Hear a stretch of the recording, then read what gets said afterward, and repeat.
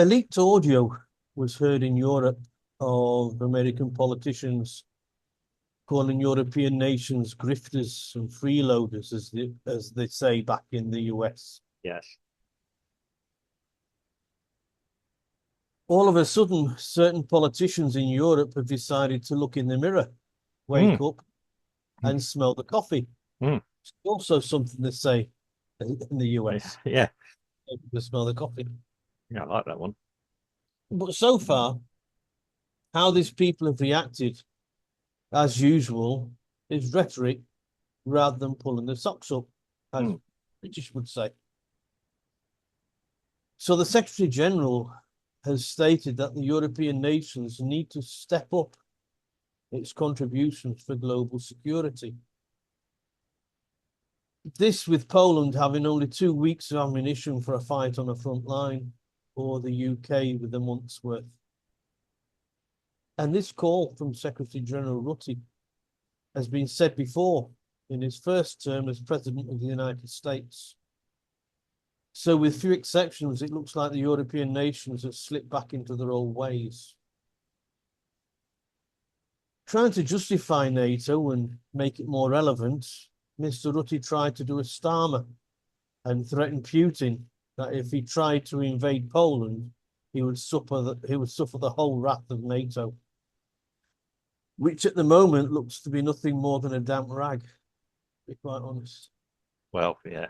Uh, The EU nations in general have gone backwards on the boots on the ground idea. Even the we're behind you as long as it takes. That's sort of gone taken back burner. So as Zelensky is shouting at the top of his lungs, he needs warriors. He's only getting warriors from the EU. Once again, the British Prime Minister is very much behind the curve in his collocations. By the way, how did the tariffs for cars and steel work out? He went to the US to yes. fight against the tariffs, and now you got 25% on cars. And I think it's 10%, 15% on steel. Not the art of the deal. Yeah, I know. Yes. Trump showed him. Rolls-Royce is wanting to set up shop in the US, Yeah. and the steel plants in the UK are threatening to shut down. But that's another subject for another day. Yeah. Okay. Well, that's always been threatened. Yeah.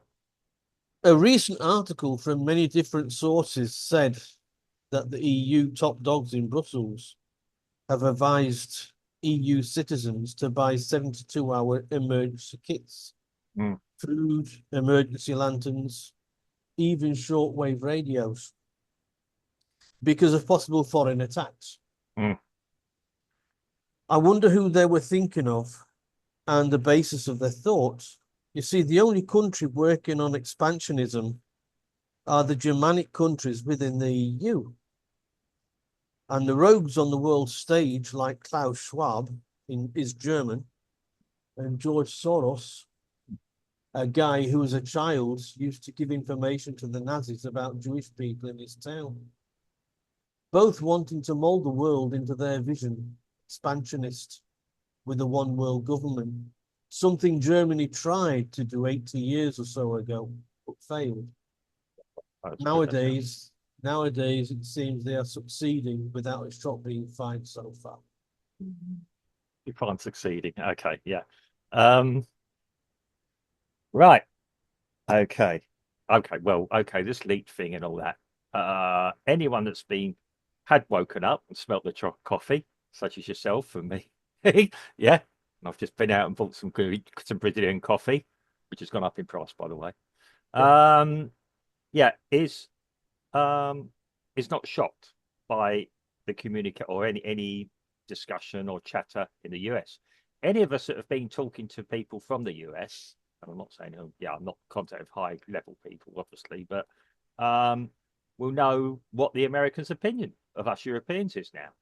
Yeah, they think if we're not already in disaster zone, we're deliberately walking into it or blindly walking into it. depending on whom you talk to. Yeah, I mean, I don't think Donald Trump's opinion of mainland Europe is particularly high. I'm going to be quite honest, or the administration as a collective, yeah, of the US.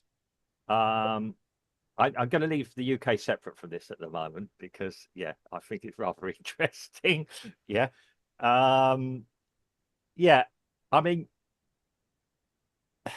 okay. I mean, without saying too much, I think the war in Ukraine has exposed an awful lot about what the EU and NATO is. Yeah. And Uh, also on the other hand, what Russia did as well. well, yeah, okay. Because Russia isn't faulting weapons. It's No, the EU that is. well, yeah, this is it. There's all this talk of rhetoric and how bad Russia is suffering and all that, and the supermarket shelves are full with quite a few Brazilian goods, from what I can understand. They've gone out and got new markets. Um, All the BRICS nations. well, whatever. Yeah, I'm not. Yeah, we'll stay off them today. Yeah, we won't brick it. We won't brick it today. Yeah, but I just realised what I said there. Yeah, but it is a yeah, I'm not surprised. Now, with regards to the UK and tariffs and all that, yeah, Starmer doesn't appear to be particularly well thought of within Europe, even though he's making chimes to re-enter, pull the UK with possibly an unwilling citizenship. I'm not going to talk for everyone in the UK. I'm not there. I'm not on the ground, as it were. But from my reading of it, there seems to be more people that are opposed to going back in the EU than for it. But yeah, maybe somebody can enlighten me otherwise in the comments. Yeah. It is I mean, yes, what he's saying to Europe is, yeah, get yourself sorted out. Don't rely on us. For too long in Europe, and we saw it some years ago when the Germans were laughing at the then incumbent or the 45th president, and when he was saying your dependency on Russian oil will hurt you. Boy, was he wrong. Was he right? I mean, he was not wrong. Yeah, he was spot on. And that seems to be forgotten about. Yeah.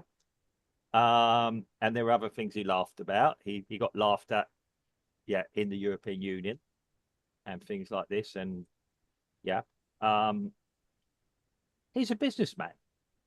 And he looks at what we would call successes, opportunity, threats, and failures. Yeah. It's simple, guys. I got taught this in project management. Yeah. And all you're doing is running a big project. Yeah. You look for where your successes can be, where your opportunities are, where your failures and your threats are. Yeah. Important to look at the failures and the threats. Very important in any project or idea. Yeah. As we did a planning podcast a couple of weeks ago or last week. Yeah, which is available if should you wish to look at it, people. I mean, yeah, I looked at it and I thought, no, it's not a shock. And unfortunately, and I hate to say this, I agree with the US administration. I should have been really annoyed about the way they're treating the UK, and I can't find it in my heart to be there. Well, Not the even, thing is, they're not being harsh with no, the UK. They're only doing to the UK what the UK is doing to them. which now brings me to my other point. Across Yeah. Europe for too long, we've wanted the Americans, the US, to pay for NATO and pay for everything, and then have them as the whipping boys, or to criticize, or to bad mouth quite openly. Yeah. Now, if I was sitting where the American president is, and maybe the past ones didn't care too much, yeah, maybe they saw it to their advantage. You suddenly got a president who maybe last time in his last tenure, in the 45th position, the 45th president wanted to do this and couldn't for various different domestic reasons. Boy, is he making up for lost time now? Yeah, he's got his own project going. He knows what the threats and what the threats and the Strengths, failures could be. weaknesses. Yeah, strengths, weaknesses, threats, yeah, and opportunities. yeah, Opportunity, threats, sorry. yeah. Yeah, he knows exactly where they are. Um, he is a yeah, and he knows what the risks are doing what he's doing. It does seem to be all the cards do seem to be stacked in the US favor at the moment. The way that everyone is scrambling, trying to find the four aces somewhere. Yeah, I would suggest Mr. Trump has them in his hand. Yeah, Well, but when you've got a prime market, it's a prime market. It's not a secondary market. It's a mm, prime market, mm, and it's a large market. mm, So whatever the Americans spend on mm, the goods coming into the US, they're going to be spending top dollar. mm. You know, they're not just going to be wanting the cheapest of the Chinese. You know, Well, they're yeah, prepared to spend money mm. because if anything, they just don't want to appear cheap Well, yeah, in the US. Right? It's their culture. mm, So if you've got a market that's so large, 200 odd million people, perhaps 300 million people, mm, uh, you have a certain clout, mm, and you should be respected as such. mm. And that's all Trump's saying. We need to be respected.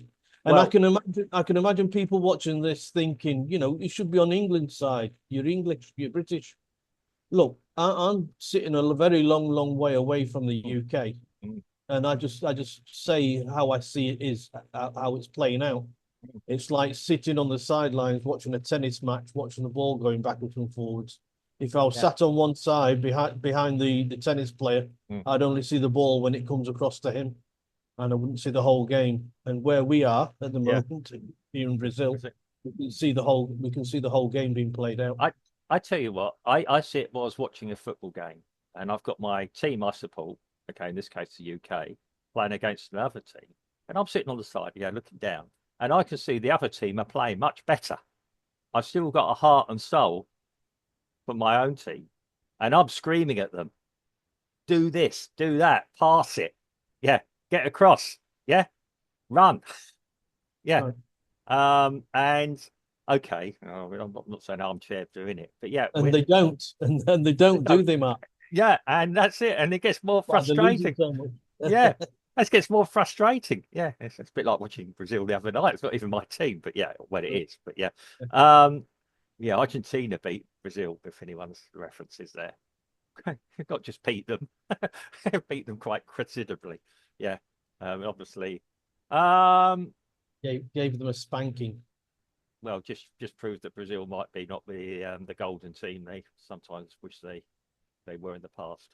Um, yeah, it's a very frustrating situation, yeah, for us. Yeah, the UK have always touted this special relationship, and I think it does have people in the US a bit puzzled.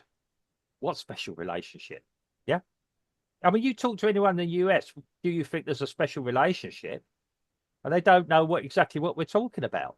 When Uh, when Starmer went to the US and he gave and him and Trump were stood behind their podiums, yeah, Starmer he said special relationship yeah, for about 4 or 5 times yeah, in a 5 minute speech.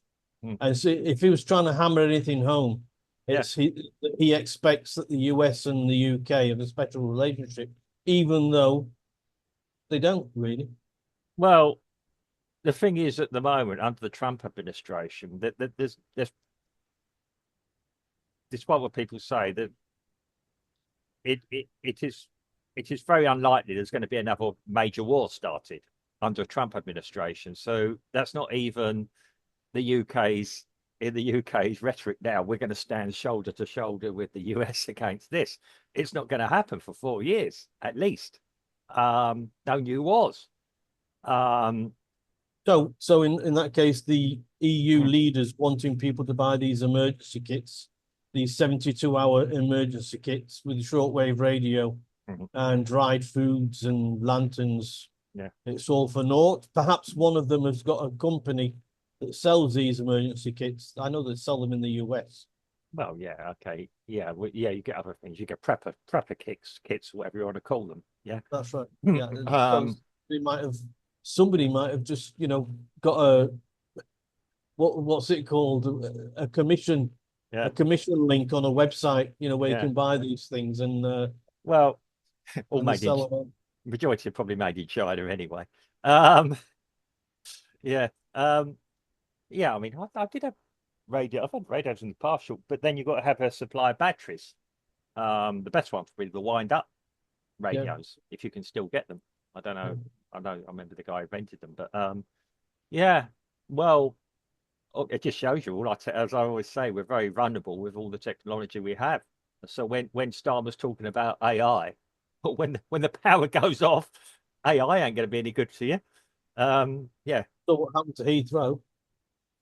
Well, that's a joke. That's a joke on its own. Yeah, I'm waiting for the full inquiry to Well, come about that. you Yeah. gotta take it on face value at the moment. Mm, That a small substation, a very old substation, mm. Oil field, yeah. Pipoco, Oil coal. Pip, Yeah. right, and took out the Well, principal airport of the country. that did have me scratching my head, and I thought, oh, it must be a bit more major than that. And then I mean, I've worked in the energy industry, and yes, you've always got a backup. And even the supply company said there are alternative supplies.